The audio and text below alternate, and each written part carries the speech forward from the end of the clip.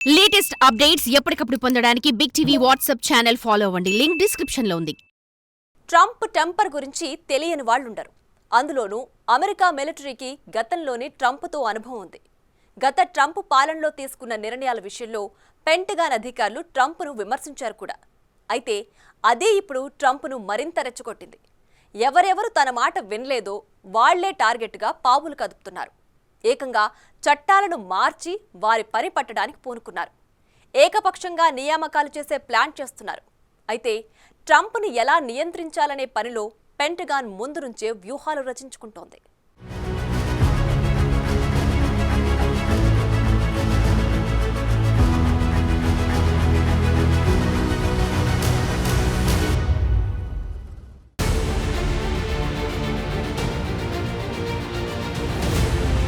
America ఎన్నికల్లో Trump విజయం ఖరారు అయినప్పటికీ ఇంకా మరో 2 రాష్ట్రాల ఫలితాలు రావాల్సి ఉంది. స్వింగ్ స్టేట్స్లో కీలకమైన నెవడా, ఆరిజోనాలలో కమలా హారిస్, డొనాల్డ్ ట్రంప్లలో ఎవరు వస్తారనేది తేలాలి.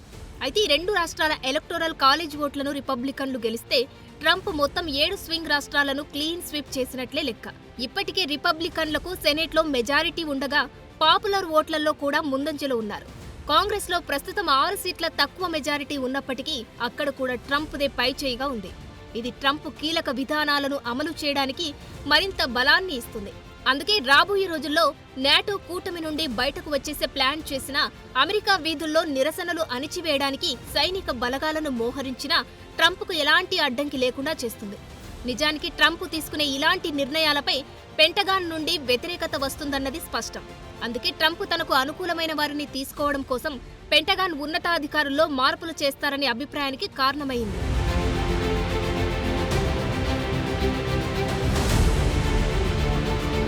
తనకు ఇష్టం వచ్చినట్లు పాలన చేయడానికి సిద్ధపడిన ట్రంప్ ఇప్పుడు కేబినెట్ నియామకాలలో కూడా తన స్టాంపు ఉండే విధంగా ప్లాన్ చేస్తున్నారు. సెనెట్ సమ్మతి లేకుండానే తనకు అనుకూలంగా ఉండే అధికారుల్ని నియమించుకునే హక్కు ఇవ్వాలని రిపబ్లికన్ చట్టసభ్యులను డిమాండ్ చేస్తున్నట్లు తెలుస్తుంది. ఇందులో భాగంగా ఇప్పటి వరకు ఉన్న నిబంధనలను కూడా మార్చాలని ట్రంప్ మొండిపట్టు పడుతున్నట్లు నివేదికలు వస్తున్నాయి. అమెరికా రాజ్యాంగ నిబంధనల ప్రకారం క్యాబినెట్, జ్యుడిషియల్ పోస్టులకు ఎవరినైనా అధ్యక్షుడు నామినేట్ చేస్తే దానికి సెనెట్ అనుమతి పొందడం తప్పనిసరి. అయితే కొన్ని ప్రత్యేక పరిస్థితులలో అధ్యక్షుడికి ఈ సెనెట్ ఓటింగ్ను కాదనే అధికారం కూడా ఉంటుంది. ట్రంప్ కూడా ఈ అధికారాన్ని వినియోగించుకోవాలని నిర్ణయించుకున్నట్లు తెలుస్తుంది. దీని ద్వారా తన పాలనలో డెమోక్రాట్ల జోక్యం తీసుకోకుండా ఏకపక్షంగా పాలించే దిశగా నిర్ణయాలు తీసుకునే అవకాశం ఉందనే ఆందోళనలు పెరిగాయి. ట్రంప్ 2.0 టార్గెట్ లిస్టులో తాను గతంలో విమర్శించిన మాజీ యుఎస్ జనరల్స్, డిఫెన్స్ సెక్రటరీలు ఉన్నారని కొన్ని నివేదికలు చెబుతున్నాయి. వీళ్లలో కొందరు ట్రంప్ని ఫ్యాసిస్ట్ అని పిలవగా ఇంకొందరు ట్రంప్ అధ్యక్ష పదవికి అనర్హుడని ప్రకటించారు. వీళ్లపై అప్పట్లో తీవ్రంగా ఆగ్రహం వ్యక్తం చేసిన ట్రంప్ తన మాజీ joint chiefs of staff chairman general Mark మిల్లీని దేశద్రోహ నేరం కింద ఉరితీయాలని వ్యాఖ్యానించారు. అయితే ఈ లిస్టులో కొందరు నల్ల జాతికి చెందిన ఉన్నతాధికారులు కూడా ఉన్నట్లు తెలుస్తోంది. అందుకే రాబోయే ట్రంప్ పాలనలో అమెరికా వ్యాప్తంగా కల్చరల్ వార్ జరుగుతుందని కొందరు విశ్లేషకులు ఇప్పటికే వెల్లడించారు. ప్రస్తుత joint chiefs of staff chairman air force general Charles Q Brown ని తొలగించే అవకాశం ఉన్నట్లు తెలుస్తోంది. నిజానికి బ్రౌన్ అమెరికా వ్యాప్తంగా ఉన్నతంగా గౌరవించబడిన మాజీ ఫైటర్ పైలట్, రాజకీయాలకు దూరంగా ఉండే కమిటెడ్ సైనిక కమాండర్గా పేరున్న వ్యక్తి. నల్ల జాతీయుడైన బ్రౌన్ అమెరికాలో అత్యంత ఉన్నత స్థాయి 4 స్టార్ జనరల్. 2020లో మినియాపోలిస్లో ఒక white police officer black and George ఫ్లాయిడ్ను హత్య చేసిన తర్వాత అమెరికా వ్యాప్తంగా జాతి వివక్షపై వచ్చిన విమర్శలకు బ్రౌన్ సంచలన సమాధానమిచ్చారు. మిలిటరీ ర్యాంకులలో వివక్ష గురించి ఒక వీడియో మెసేజ్ను విడుదల చేశారు. యుఎస్ మిలిటరీలో అన్ని జాతులు సమానంగా సమర్థవంతంగా పనిచేస్తున్నాయంటూ పేర్కొన్నారు. అయినప్పటికీ బ్రౌన్ను తీవ్రంగా విమర్శించారు ట్రంప్.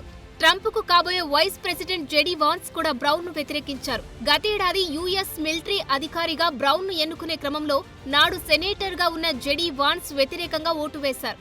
ఒక విధంగా పెంటగాన్లో ట్రంప్ ఆదేశాలను ప్రతిఘటించే అధికారుల్లో బ్రౌన్ కూడా ఉంటారని గతంలోనే జెడీ వాన్స్ పేర్కొన్నారు.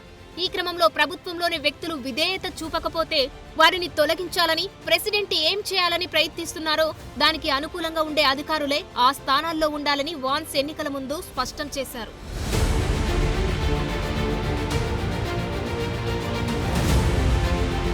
ఏది ఏమైనప్పటికీ ట్రంప్ సైనిక కార్యకలాపాలను తనకు అనుకూలంగా మార్చుకోవడానికి ప్రయత్నిస్తున్నట్లు పెంటగాన్లో అధికారులంతా నమ్ముతున్నారు.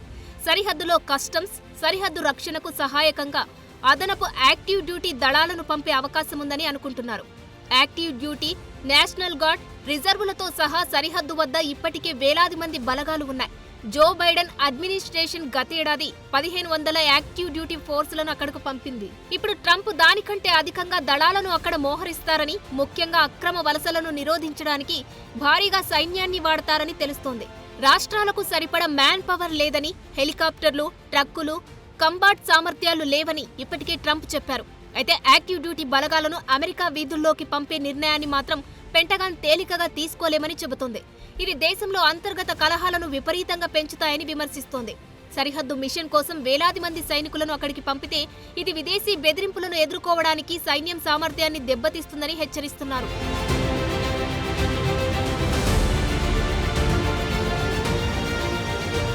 రాబోయే ట్రంప్ పాలన తమకు చేటు చేయబోతుందని ఊహించిన పెంటగాన్ ఉన్నతాధికారులు కొందరు ఇప్పటికే దాన్ని నివారించే చర్యలు చేపట్టినట్లు కొన్ని నివేదికలు చెబుతున్నాయి.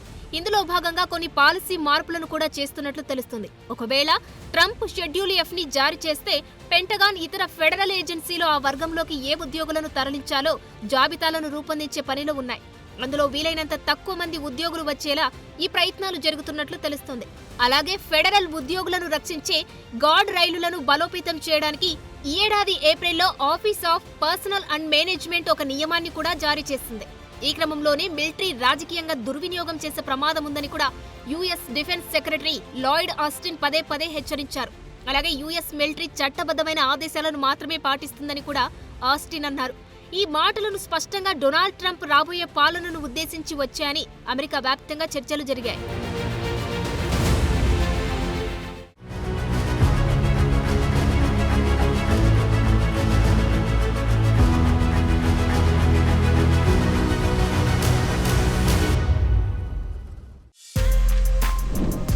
For more videos like this, subscribe Big TV channel.